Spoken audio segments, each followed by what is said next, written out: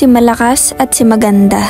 Bago nagsimula ang panahon, ang tahanan ng Diyos ay hindi masukat na kalawakan. Naging malungkutin ang Diyos sapagkat wala siyang makita at marinig. Ang araw ay sumisikat, maliwanag na parang ginto, at ang langit ay napapalamutian ng mapuputing ulap. Sa malayo ay nakasilip ang buwang kabilugan, samantalang kukuti-kutitap ang libong mga bituin. Iniangat ng Diyos ang kanyang kamay at ito'y itinurong pababa.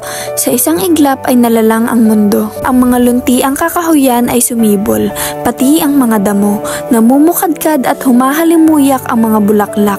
Ang mga dagat ay umaalon at ang mga ilog ay umaagos. Nagliparan ang mga ibon sa himpapawid at nag-awitan. Nayari ng Diyos ang sanlibutan.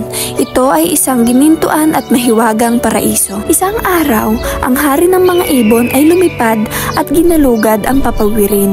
Pagkatapos ikinampay ang matipunong mga pakpak at paimbulog na pababa sa kakahuyan. Mula sa malayo, kanyang natanaw ang mataas na kawayang yumuyukod sa mahinghing paspas ng hangin.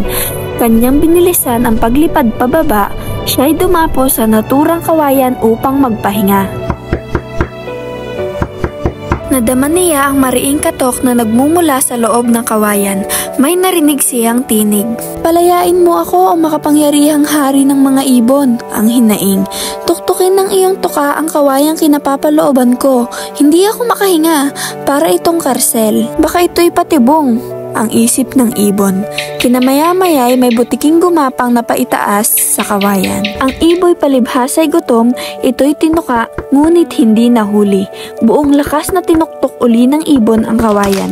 Nabiyak ang kawayan, isang makisig na lalaki ang lumabas. "Salamat sa iyo, dakilang hari ng mga ibon. Ako'y si Malakas. Tuktukin mong muli ang kawayan, iyong palabasin ang aking kasama." Tinuktok ng hari ng mga ibon ang isa pang kawayan.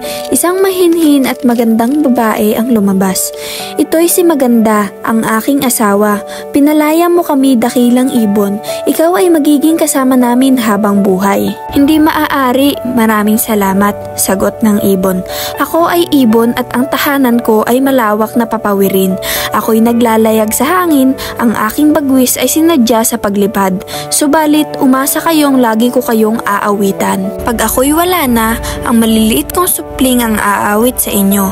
Aawitin din nila ang mga awit na inaawit ko. Halika kayo, sumakay kayo sa aking bagwis. Kayo'y dadalhin ko at ipapakita ko sa inyo ang lupang hinirang.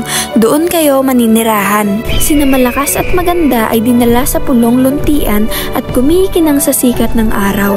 Ang mga ito ay tulad ng tuhog na kwintas ng isang mahalagang hiyas. Dito sa mga pulong ito, perlas ng dagat silangan, nagsimulang mamuhay ang mag-asawang Malakas at Maganda, ang ama't inang pinagmulan ng lahing Kayumanggi.